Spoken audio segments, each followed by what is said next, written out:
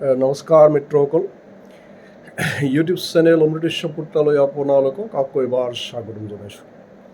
মিত্ৰসকল, আজি মই সম্পূৰ্ণ নিৰপেক্ষ দৃষ্টি দি এটা কথা বিচাৰ কৰিম আৰু বিচাৰৰ ভাৰ আপোনালোকৰ সকলোৰে ওচৰত মই সঁপি দিম।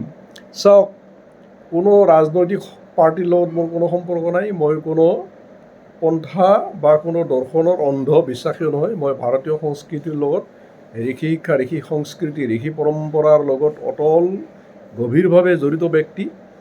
আধ্যাত্মৰ লগত, ধৰ্মৰ লগত, দৰ্শনৰ লগত আৰু ভাৰতীয় ঐতিহ্যৰ লগত অতি গভীৰভাৱে জড়িত ব্যক্তি। আৰু ৰাজীৱ দীক্ষিতজীৰ মন্ত্ৰ শিষ্য নহ'লেও ৰাজীৱ দীক্ষিতজীৰ মই ভাৱবাদী শিষ্য।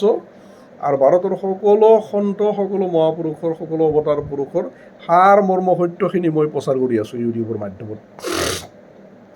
শিৰোনামা এইটোৱে যে অনন্ত আম্বানীৰ বিয়াখনত কাশী মঠৰ শংকৰাচাৰ্য অবিমুক্তেশ্বৰানন্দজীৰ আগমন, যোগগুৰু বাবা ৰামদেৱৰ আগমন আৰু ধৰ্মগুৰু, যিমান ধৰ্মগুৰু আছে, ধৰ্মেন্দ্ৰ মহাৰাজৰ পৰা আদি কৰি মই যিমান ধৰ্মগুৰু দেখা পাইছোঁ, ধীৰেন্দ্ৰ শাস্ত্ৰীলৈকে প্ৰায় সকলো ধৰ্মগুৰুক মই দেখা পাইছোঁ। এওঁলোকৰ আগমনে কিহৰ সংকেত দিছে? আচলতে আমি প্ৰায় 300 কোটি ভাৰতীয়, 300 কোটি ভাৰতীয়ৰ ভিতৰত এতিয়াও এই ঘোৰ অধপতনৰ যুগতো, ঘোৰ ধনতন্ত্ৰ আৰু পুঁজিবাদে সমগ্ৰ দেশখনক বিশ্ব বেংকৰ ওচৰত গোলাম বনাই দিয়াৰ পিছতো, আন্তৰ্জাতিক অৰ্থনীতিয়ে, আন্তৰ্জাতিক ৰাজনীতিয়ে ভাৰতৰ মেৰুদণ্ড বেকা কৰি দিয়াৰ পিছতো ভাৰতৰ মুদ্ৰা আজি ডলাৰৰ, আমেৰিকান ডলাৰৰ ওচৰত অতি ন্যূনতম মূল্য হোৱা স্বত্তেও, মুদ্ৰাস্ফীতিৰ পৰা আদি কৰি হাজাৰটা সমস্যাই ভাৰতৰ মেৰুদণ্ড কঙা কৰি দিয়াৰ পিছতো এচাম এনেকুৱা ব্যক্তি আছে ভাৰতত, যোনে কেৱল দিখাৱাৰ নামত, প্ৰদৰ্শনৰ নামত, বিলাস ব্যসনৰ নামত হাজাৰ কোটি টকা অনায়াসে উৰাই দিব পাৰে। আৰু সেই দৃশ্যটো লৈ কিনে মধ্যবিত্ত সমাজত, উচ্চবিত্ত সমাজত, নিম্ন মধ্যবিত্ত সমাজত, উচ্চ মধ্যবিত্ত সমাজত, বুদ্ধিজীৱী সমাজত ব্যাপক চৰ্চা হ'ব পাৰে। অধিকাংশই প্ৰায় মই দেখা পাইছোঁ, বিশেষ কৰি হিন্দুত্ববাদী যিচাম ব্যক্তি গোড়া হিন্দুত্ববাদী বা গোড়া চৰকাৰৰ অন্ধভক্ত, তেওঁলোকেতো অধিকাংশ ক্ষেত্ৰতে সেই পুঁজিপতিসকলৰে পক্ষ লৈছে যে তেওঁলোকে ইনকাম কৰিছে, ইনকাম কৰা ধনক নিজৰ পুত্ৰৰ বিয়াত খৰচ নকৰি কিহত খৰচ কৰিব। আনকি যিসকল ধৰ্মগুৰু তেওঁলোকে আহি উপস্থিত হৈছে, পৰা ধৰ্মেন্দ্ৰ শাস্ত্ৰীৰ পৰা, ধীৰেন্দ্ৰ শাস্ত্ৰীৰ পৰা আদিলৈকে, বাবা ৰামদেৱলৈকে, তেওঁলোকেও এনেকুৱা যুক্তি দিয়া মই শুনা পাইছোঁ যে আম্বানী পৰিয়ালৰ বিয়াখনত বিলাসিতাৰ নামত, ডেন্সৰ নামত, নৃত্যৰ নামত, খাদ্যৰ নামত বিভিন্ন ধৰণৰ চেলিব্ৰিটিবিলাকক মাতি আনি নানা ধৰণৰ দৃশ্যপট অৱতাৰণা কৰাৰ মাজত আৰু অনন্ত কোটি বাহ্যিকতাৰ মাজত যিমানখিনি খৰচ কৰিছে, হাজাৰ কোটি টকা খৰচ কৰিছে, এইবিলাক তেওঁলোকে নিজে ইনকাম কৰি খৰচ কৰিছে। তাতে আমাৰ মাত মাতা কোনো অধিকাৰ নাই। আৰু তেওঁলোকে নকৰিলে কোনে কৰিব? এনেকুৱা যুক্তিও ধৰ্মগুৰুসকলে দিছে। অতি লজ্জাজনক, আচলতে অতি দুৰ্ভাগ্যজনক। কাৰণ ভাৰতৰ অৰ্থনীতি বৰ্তমান কি অৱস্থাত আছে? ক'ভিডৰ পিছৰ পৰা হাজাৰ হাজাৰ মানুহৰ চাকৰি কোম্পানীয়ে খেদিছে। লক্ষ কোটি মানুহ ক'ভিডত ওৰ পৰা তোৰলৈকে দৌৰি, তোৰ পৰা ওলৈকে দৌৰি ৰাস্তাতে হাজাৰ হাজাৰ মানুহ মৰিছিল। খাব নাপাই কিমান মানুহ ছুইচাইড কৰিলে, কৰ্মহীন হৈ কিনে কিমান মানুহ ছুইচাইড কৰিলে, তাৰ কোনো অন্ত নাই। কাৰণ মিডিয়াই এইবিলাক কথা কেতিয়াও নেদেখায়। কিমান লাখ মানুহ মৰিল। আৰু এই ঘোৰ মহা ষড়যন্ত্ৰত ভাৰতে গোলাম হৈ কিনে আমেৰিকা, ইউৰোপৰ কথা শুনিব বাধ্য হোৱাৰ কাৰণে ভেকচিনেশ্যন কৰি কিমান লাখ কোটি মানুহ মৃত্যু হ'ল, কিমান বিকলাংগ হ'ল। লকডাউনৰ নামত ভাৰতৰ অৰ্থনীতি কিমান তললৈকে নামি গ'ল। মাস্কৰ নামত কিমান মানুহে হাওঁফাওঁৰ বেমাৰত আক্ৰান্ত হ'ল। কিমান উদীয়মান ব্যক্তি, ডেকা ল'ৰা, কিমান শিল্পী, কিমান উদীয়মান মহাসম্ভাৱনাই ভেকচিন লৈ কিনে ধ্বংস হৈ গ'ল। এইবিলাক কথা সাহস কৰি আলোচনা কৰা যিসকল ধৰ্মগুৰুৰ হিম্মত নহ'ল, এক বিন্দু হিম্মত নহ'ল, ধীৰেন্দ্ৰ শাস্ত্ৰীৰ পৰা আদি কৰি ধৰ্মেন্দ্ৰ মহাৰাজলৈকে কোনো এজন ধৰ্মগুৰুই এই ক'ভিড বিশ্ব ষড়যন্ত্ৰ, লকডাউন, ভেকচিনেশ্যনৰ নামত ভাৰতৰ যে 200 বছৰ পিছুৱাই যে ভাৰত গেল, এটা টু শব্দ ক'বলৈ সাহস নহ'ল, হিম্মত নহ'ল। বাবা ৰামদেৱে কেৱল আৰম্ভণিৰ পৰাই প্ৰতিবাদ কৰি আহিছিল, কিন্তু শেষ পৰ্যন্ত তেওঁৰ হাত ভৰি এনেকুৱা কৰি বান্ধি দিলে যে শেষ পৰ্যন্ত ৰামদেৱেও আনকি এবাৰ ভেকচিনেশ্যনৰ ছাপৰ্টত আনকি দুটামান কথা ক'ব লগা হৈছে, যাৰ কাৰণে তেওঁ ভৱিষ্যতে ক্ষমা খুজিছে। যাৰ কাৰণে পিছত বাবা ৰামদেৱে ক্ষমা খুজিছে যে কি পৰিস্থিতিত বুলি হৈ কিনে তেওঁ ভেকচিনেশ্যনৰ বিৰুদ্ধে ক'ব লগা হৈছিল। যে এনে এখন দেশত য'ত ৰাজীৱ দীক্ষিতজী কৈছে যে 268 কোটি টকাৰ হেলিকপ্টাৰ গিফ্ট দিছিল মুকেশ আম্বানী নিজৰ পত্নীৰ জন্মদিনত নে বিবাহ বাৰ্ষিকীত, য'ত সেই সময়ৰ হিচাপ মতে 80 কোটি মানুহে য'ত ডেইলি ইনকাম কৰিছিল 20 টকা, আজিৰ হিচাপততো প্ৰায় 200 কোটি মানুহতো নিম্ন মধ্যবিত্তৰ তলত বুলি ক'ব লাগিব। আজি হিতাধিকাৰী বনাই যদি দেশখন যদি সম্পূৰ্ণৰূপে পংগু নকৰিলে হয়, তেনেহ'লেতো ভিক্ষাৰীৰ সংখ্যাই কিমান কোটি পাৰ হৈ গ'লে হয়। যে মুদ্ৰাস্ফীতি আজি ভাৰতৰ এনেকুৱা এটা অৱস্থাত আছে যে ভাৰতৰ 65 টকাটো, আমেৰিকাৰ 65 টকাটো ভাৰতৰ 1 টকাৰ সমতুল্যও নহয়। গতিকে এনেকুৱা অৱস্থাত বিলাসিতাৰ নামত, প্ৰদৰ্শনৰ নামত যদি পুঁজিপতিসকলে, এইটো আম্বানী পৰিয়াল হওক বা অন্য কোনোবাই হওক, এনেকুৱা এখন যদি বিবাহ পাতি যদি তাতে যদি কোটি কোটি টকা যদি উৰাই দিয়ে, আৰু সেইবিলাক কাৰ পইচা? এইবিলাকতো 100% ৰাইজৰ পইচা।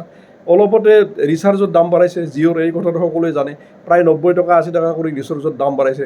গতিকে ৰিচাৰ্জৰ দাম বাঢ়াই এইবিলাকো আমাৰ পৰাই লুটিব। GST লগাইখিনে ডেইলি হাজাৰ হাজাৰ কোটি কোটি টকা আমাৰ পৰা লুটি আছে। মধ্যবিত্ত শ্ৰেণীটোৱে GST দি আছে 66%। ইকনমিক উইকলিত চাব আপোনালোকে, আজি 2 মাহ আগৰ ইকনমিক উইকলিত চাব, 66% ভাৰতত GST দিয়ে মধ্যবিত্ত আৰু নিম্ন মধ্যবিত্ত সমাজে। মাত্ৰ 3% নে 4% GST দিয়ে তোৰ পুঁজিপতিবিলাকে। আম্বানী আদানী জাতীয় ব্যক্তিসকলে মাত্ৰ 3% দিয়ে। হীৰাৰ বেপাৰীৰ GST মাত্ৰ 3%, খেতিয়কৰ GST হৈছে তোৰ 33%, 18%। গতিকে এনেকুৱা এখন দেশ য'ত অলপতে কয়লা বিজনেছ কৰিবৰ কাৰণে আম্বানীক কিছুমান সুবিধা দিয়া হৈছিল, যাৰ কাৰণে ৰাছিয়াৰ পৰা কয়লা কিনিছিল।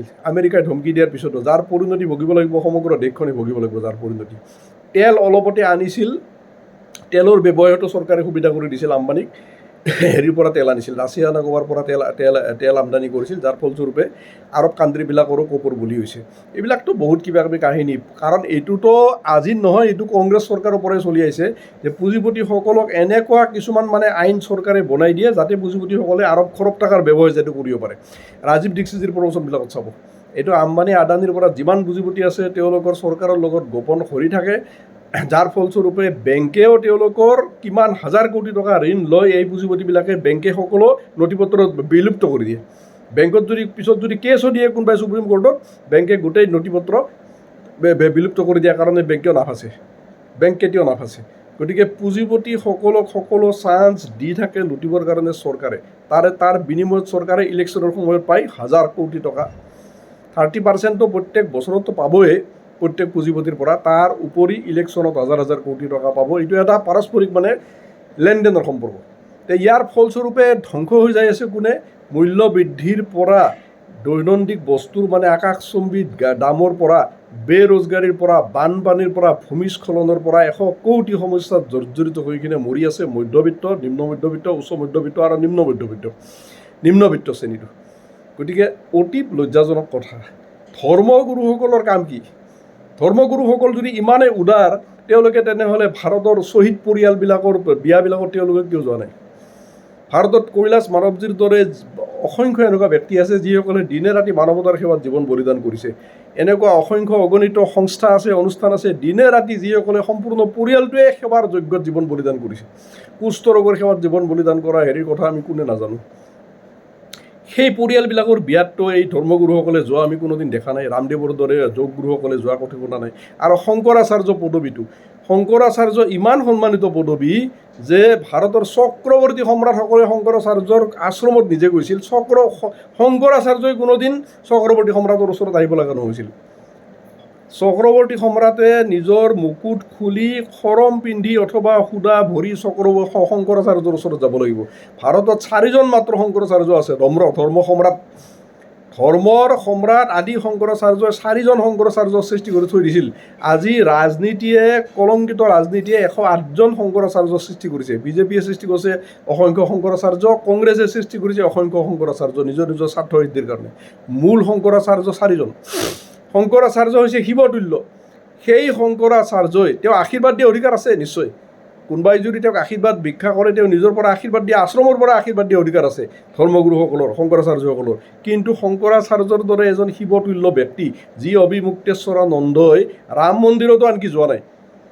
মোদীজীৰ বিৰুদ্ধে দুৰ্ঘৰ প্ৰতিবাদ কৰি ৰাম মন্দিৰ মোদীজী নিজ হাতেদি উদ্বোধন কৰাৰ কাৰণে, নিজ হাতেদি প্ৰাণ প্ৰতিষ্ঠা কৰাৰ কাৰণে, ব্ৰাহ্মণসকলৰ মাধ্যমত প্ৰাণ প্ৰতিষ্ঠা নকৰাৰ কাৰণে আৰু বিভিন্ন কাৰণত অবিমুক্তেশ্বৰানন্দজীয়েতো যোৱা নাই, অন্য শংকৰাচাৰ্যই ৰাম মন্দিৰৰ ওচৰত যোৱা নাই। তেনেস্থলত তেওঁ এজন উদ্যোগপতি, এজন পুঁজিপতি, যাৰ দেশৰ স্বাৰ্থত কোনো ভূমিকা নাই।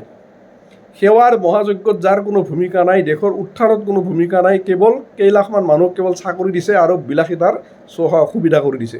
মধ্যবিত্ত সমাজৰ কেইজনমান ল'ৰাক বিচাৰি মেধাৱী কিছুমান যুৱক বিচাৰি ওলাইছে, চাকৰি দিছে, 2-3 লাখ টকা দৰমহা দিছে। এনে এটা পৰিয়ালত দূৰৰ পৰা আশীৰ্বাদ নিদি আশ্ৰমত তেওঁৰ ঘৰত গৈ কিনে সিংহাসনত বহি থকাটো অত্যন্ত লজ্জাজনক। মানে ভাৰতৰ ঐতিহ্যত ইয়াতকৈ লজ্জাজনক একো কথা নাই। আৰু বাকী ধৰ্মেন্দ্ৰ মহাৰাজৰ পৰা বাকী যিকেইজনক মই দেখা পাইছোঁ, ধীৰেন্দ্ৰ শাস্ত্ৰীৰ পৰা আদি কৰি গোটেইকেইজন, অনিৰুদ্ধাচাৰ্য আছে নেকি বোধহয়, গোটেইকেইজনকতো কি ক'ম, ক'বলৈ ভাষা নাই। কাৰণ তেওঁলোকে সাধাৰণ ভাৰতত যে লক্ষ কোটি যে গেলি পচি থকা যে মানুহ আছে, তাৰ ভিতৰত তেওঁলোকে অসংখ্য ব্যক্তি এনেকুৱা আছে এই মধ্যবিত্ত নিম্নবিত্ত সমাজৰ মাজত, যিসকলে দেশৰ কাৰণে জীৱন বলিদান দি দিছে। কাৰ্গিল যুদ্ধত কিমানে প্ৰাণ বলিদান দিলে হিচাপ নাই। তেনেকুৱা পৰিয়ালৰ বিয়াত কোনোবাৰ দিনা এই ধৰ্মগুৰুসকলে কোনোবাৰ দিনা গৈছে না? যোগগুৰুই কোনোবাৰ দিনা গৈছে না? ৰামদেৱৰ কথা কৈছোঁ। শংকৰাচাৰ্যই কোনোবাৰ দিনা তেনেকুৱা পৰিয়ালত গৈছে না? মধ্যবিত্ত পৰিয়ালৰ পৰা যিসকলে বলিদান কৰিছে ৰাষ্ট্ৰৰ নামত, নিম্ন মধ্যবিত্ত পৰিয়ালৰ পৰা, ডাল দৰিদ্ৰ পৰিয়ালৰ পৰা যিসকলে ৰাষ্ট্ৰৰ নামত বা যুদ্ধৰ সময়ত বা সেৱাৰ যিকোনো যজ্ঞত যিসকলে জীৱন সমৰ্পণ কৰিছে, তেওঁলোকৰ বিয়াত কোনোবাৰ দিনা খবৰ ল'ব গৈছে না? আশীৰ্বাদ দিব গৈছে না? যোৱা নাই। গতিকে এটা কথা প্ৰমাণিত হৈ গ'ল যে বৰ্তমান ধনতন্ত্ৰৰ মানে এনেকুৱা উলংগ চূড়ান্ত নৃত্য চলিছে যে এতিয়া ধৰ্ম গুৰুৰ আশ্ৰমত যোৱা, গৈ কিনে গুৰুক সেৱা কৰাটো পৰম্পৰাটো এতিয়া মানে ধনতন্ত্ৰই কিনি লৈছে, পুঁজিবাদীসকলে কিনি লৈছে।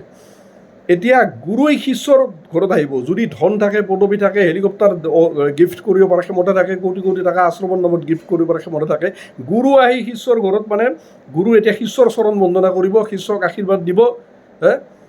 শিষ্যই যদি কৈ বোলে তই ঘাঁহ কাটিব যা, তেতিয়া শিষ্যৰ নিৰ্দেশত ঘাঁহ কাটিব যাব। শিষ্যই যদি কৈ বোলে তই গৌশালা চম্ভালি থাক, তই শিষ্যৰ নিৰ্দেশত গুৰুই গৌশালা চম্ভালিব। এসময়ত শিষ্যই গুৰুৰ ঘৰত ৰান্ধনি ঘৰত কাম কৰিছিল, গৌশালাত কাম কৰিছিল। কৃষ্ণ আৰু দামোদৰ দেৱে গৈ কিনে গুৰুৰ নিৰ্দেশত কিমান ভয়ংকৰ জংঘলত কাঠ কাটিব গৈছিল, কিমান সেৱা কৰিছিল।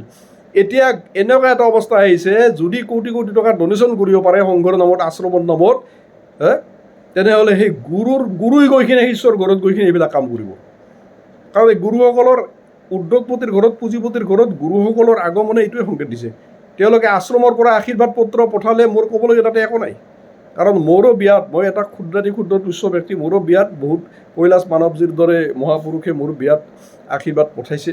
শ্ৰী শ্ৰী মামণি সংগীতা দেৱীৰ দৰে মহাপুৰুষেও মোৰ বিয়াত আশীৰ্বাদ পঠাইছে। গতিকে এইবিলাক মোৰ দৰে ক্ষুদ্ৰ ব্যক্তিৰ হেৰিটো ঘটিছে। গতিকে উদ্যোগপতিৰ হেৰিটো ঘটিব পাৰে, বিয়াটো ঘটিব পাৰে।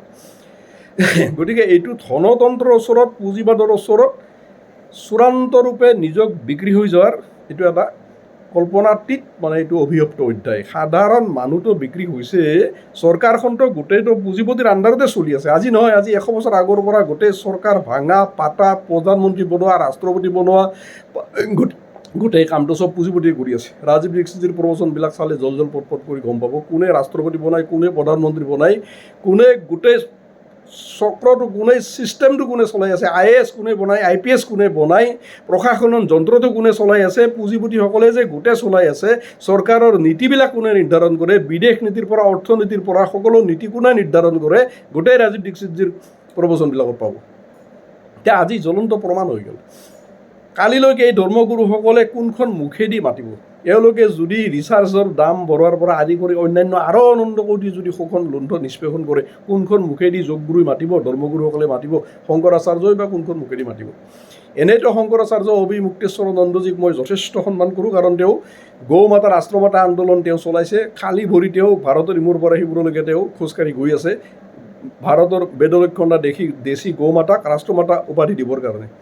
তেওঁ সময়ে সময়ে মোদীজীকো দুৰ্গৰ সমালোচনা কৰিছে, সেই ক্ষেত্ৰতো মই তেওঁক বন্দন কৰোঁ।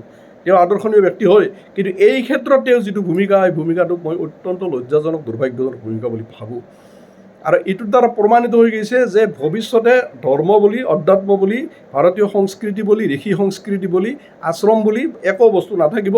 সকলো পুঁজিবাদে সকলো অধিকাৰ কৰিব আৰু সকলো পুঁজিবাদীৰ ওচৰত বিক্ৰী হৈ কিনে ভাৰত ভৱিষ্যতে একদম যে গোলাম হ'ব, এইটো জ্বলন্ত প্ৰমাণ। গোলামটো হৈছে আৰু চূড়ান্ত কল্পনাতীত গোলাম হ'ব। মই ইয়াতে এৰিছোঁ। ভাল পালে লাইক কৰিব, শ্বেয়াৰ কৰিব, নতুনসকলে চেনেল ছাবস্ক্ৰাইব কৰিব। ধন্যবাদ।